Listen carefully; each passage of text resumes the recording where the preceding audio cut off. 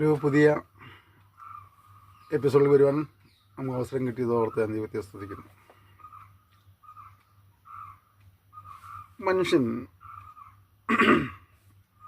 ചില മനുഷ്യൻ നോക്കി പറയും അവൻ ഭാഗ്യവാനാണ്, അല്ലെങ്കിൽ അവൾ ഭാഗ്യവതിയാണ്.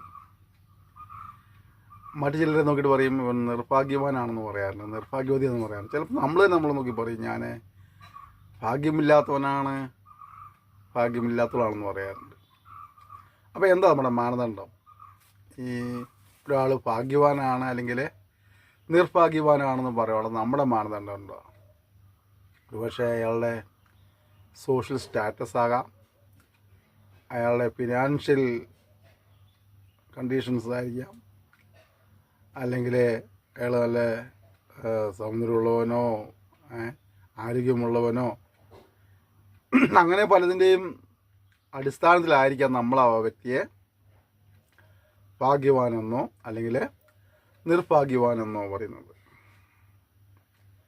സത്യത്തിൽ അവരാണോ ഭാഗ്യവാന്മാർ?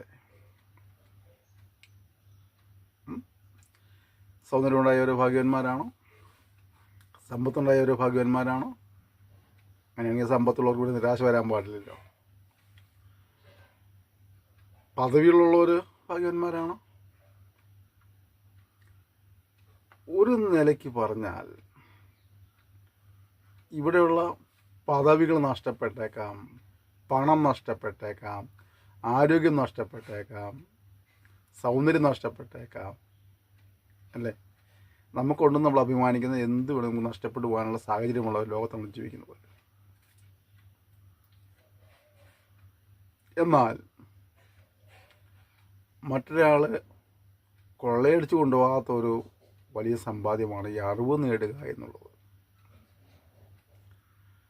അറിവ് നേടിയാൽ അറിവ് ആർക്കും നമുക്ക് എന്ത് ചെയ്യണ്ട, ആർക്കും വിതമച്ചു കൊടുക്കേണ്ട, ആരും കൊള്ളയടിച്ചു കൊണ്ടുപോകില്ല. അപ്പോൾ മറ്റ് എല്ലാറ്റിനേക്കാളും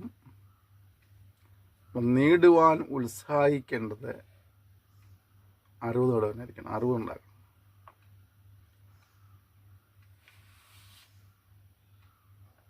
അങ്ങനെയുള്ളവരെയാണ് അഥവാ വിവേകം നേടുന്ന, അറിവ് നേടുന്ന വ്യക്തികളെയാണ് ഭാഗ്യവാന്മാർ എന്ന് ഇവിടെ രേഖപ്പെടുത്തിയിട്ടുള്ളത്.